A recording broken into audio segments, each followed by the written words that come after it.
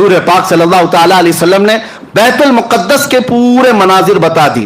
اب مکہ کے کچھ کفار آئے اور کہا اچھا آپ بیت المقدس تک گئے. کہاں سے گئے؟ مسجد حرم سے بیت المقدس تک گئے.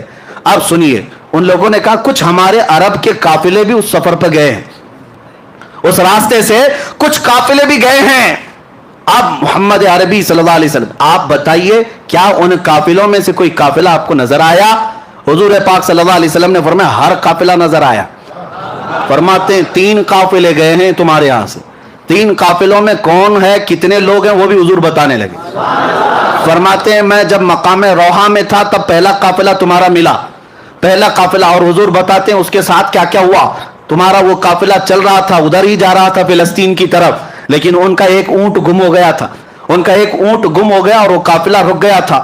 اور مجھے پانی کے لیے پیاس لگی, میں اترا براق کی سواری سے اور اس اونٹ کے کجاوے میں دیکھا پانی پڑا ہوا تھا اور میں وہ پانی اٹھا کر پی لیا.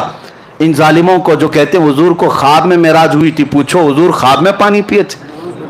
ہاں, حضور صلی اللہ علیہ وسلم فرما رہے ہیں اس قافلے کا پانی, جو اونٹ گم ہوا تھا اس کے پالان میں پانی رکھا تھا, میں نے پانی پیا. اتنے میں ڈھونڈتے ڈھونڈتے اس قافلے کا ایک آدمی آ گیا اونٹ کے پاس, تو میں نے زور سے سلام بھی کیا اس آدمی کو. اس آدمی نے کہا یہ تو محمد کی آواز ہے. اس نے جواب دیا اور کہا یہ محمد کی آواز ہے. حضور فرماتے یقین نہ ہو تو جب قافلہ آ جائے اس سے پوچھ لینا. ایک قافلہ, فرماتے ہیں دوسرا قافلہ مقام ذی فجا, یہاں پر میں نے دیکھا. دوسرا جو تجارت کا تمہارا قافلہ گیا ہے اس کے ساتھ کیا ہوا وہ بھی میں بتاتا ہوں.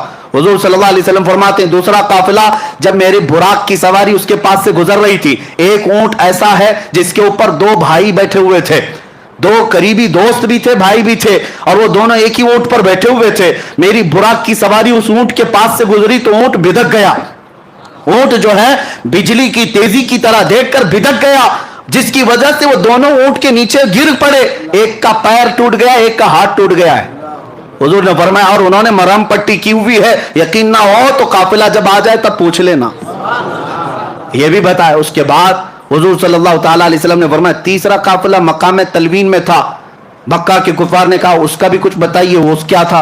حضور صلی اللہ علیہ وسلم فرماتے ہیں اس قافلے میں سب سے آگے ایک لال دھاری والا اونٹ چل رہا ہے اور سب سے آگے اس کے پیچھے کالی دھاری والا اونٹ, اور پورے سفر میں یہی 2 اونٹ سارے اونٹوں کی لیڈنگ کر رہے تھے, قیادت کر رہے تھے. اور یقین نہ ہو تو پوچھ لینا ان 2 اونٹوں کے علاوہ قیادت میں ان کے پاس کوئی اونٹ نہیں تھا. یہ سب سے اچھے اونٹ تھے, اس پر سواری کرتے ہوئے جا رہے تھے.